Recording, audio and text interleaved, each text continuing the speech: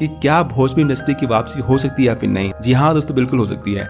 दोस्तों, एंटरटेनमेंट के लिए आप फिल्में जरूर देखते होंगे। कभी आप बॉलीवुड फिल्में देखते होंगे, कभी हॉलीवुड की फिल्में और कभी साउथ इंडस्ट्री की फिल्में।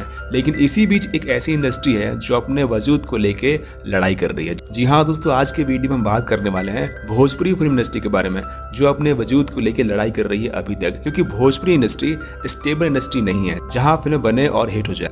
आज के वीडियो में बात करेंगे कि क्यों ये फिल्म इंडस्ट्री आज के दौर में खत्म होती जा रही है। तो वीडियो को एंड जरूर देखें और लाइक, सब्सक्राइब, शेयर करना बिल्कुल ना भूलें। दोस्तों, एक दौर ऐसा भी था 90s का और 20s का, जब यहाँ की फिल्में काफी अच्छी बना करती थी और यहाँ की फिल्में फुल टू फैमिली एंटरटेनमेंट हुआ करती थी। लेकिन आज का दौर ऐसा आ चुका है कि भोजपुरी का नाम सुनते ही हमारे दिमाग में सिर्फ अश्लीलता ही आती है। और वो क्या रीजन है कि ये इंडस्ट्री बंद होती जा रही है। आज के वीडियो में हम जानेंगे 4 रियल फैक्ट्स के बारे में जिसके वजह से ये इंडस्ट्री बंद होने वाली है। दोस्तों, 90s के दौर में और 20s के दौर में काफी बेहतरीन फिल्में बनी। ससुरा बड़ा पैसा वाला, निरहुआ रिक्शा वाला, पंडित जी बताए ना बियाह कब हुए, ये कुछ ऐसी फिल्में रिलीज हुई थी उस समय जिसको देखने के लिए पब्लिक सिनेमा घरों तक गई थी और काफी बड़ी हिट भी हो गई थी तीनों फिल्में। और साथ ही इन फिल्मों ने करोड़ों की कमाई की थी। लेकिन धीरे धीरे सब कुछ बदल गया। जहाँ की फिल्में करोड़ों की कमाई करती थी, वहाँ की फिल्में आज अच्छी ओपनिंग भी नहीं ले पाती हैं। वहीं की फिल्में आज सिर्फ लाखों में कमाई करती है लाइफ टाइम पे। क्या हुआ इस इंडस्ट्री में जो ये इंडस्ट्री गड्ढे में गिरती हुई चली गई, और इसके पीछे क्या वजह है? पहला फैक्ट है, पहला कारण है अश्लीलता और फुहड़पन। पहले जहां पारिवारिक मूवीज बनती थी, वहीं आज डबल मीनिंग और अश्लीलता भरी फिल्में बनती हैं। और ऐसी फिल्में कोई भी फैमिली साथ देखने के लिए थिएटर में कभी नहीं जाएगा, जिसकी वजह से ये फिल्म इंडस्ट्री काफी पीछे हो चुकी है। फैक्ट नंबर 2, ना इस इंडस्ट्री में कहानियां हैं, ना इस इंडस्ट्री में अच्छे डायरेक्टर हैं और ना ही इस इंडस्ट्री में किसी को फिल्में बनानी आती है।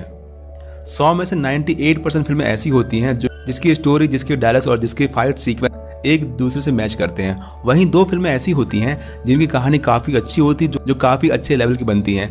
लेकिन वो 2 फिल्में 98% मूवीज का शिकार हो जाती हैं, जिसके वजह से ये फिल्में भी कोई देखना पसंद नहीं करता। फैक्ट नंबर 3, भोजपुरी इंडस्ट्री में स्टारडम का घमंड काफी लोगों में है। जो आज के सुपरस्टार हैं, उन्हें लगता है कि वो आखिरी सुपरस्टार हैं और वो किसी न्यू कमर्स को आने नहीं देते इंडस्ट्री में, ना ही न्यू कमर्स को। और ये एक रीजन है कि पिछले 1 दशक में भोजपुरी इंडस्ट्री में कोई भी नया हीरो एस्टेब्लिश नहीं हुआ, जिससे इंडस्ट्री में ताजगी खत्म हो चुकी है। और जो पुराने एक्टर हैं वो फिल्में करते नहीं हैं, वो सिर्फ गाने बनाते हैं जो कि यूट्यूब पर रिलीज होती हैं।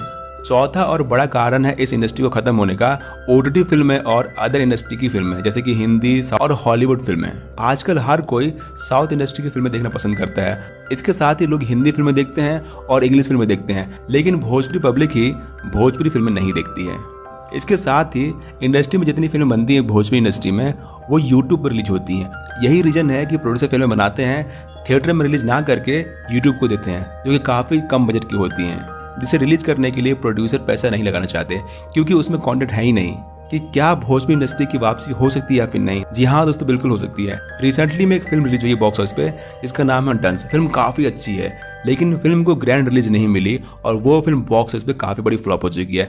कंटेंट काफी अच्छा था, फिल्म के एक्शन सीन्स काफी अच्छे थे। फिल्म की स्टार कास्ट में थे खेसारी लाल यादव, साथ ही फिल्म को लिखा था, फिल्म को डायरेक्ट किया था धीरज ठाकुर ने।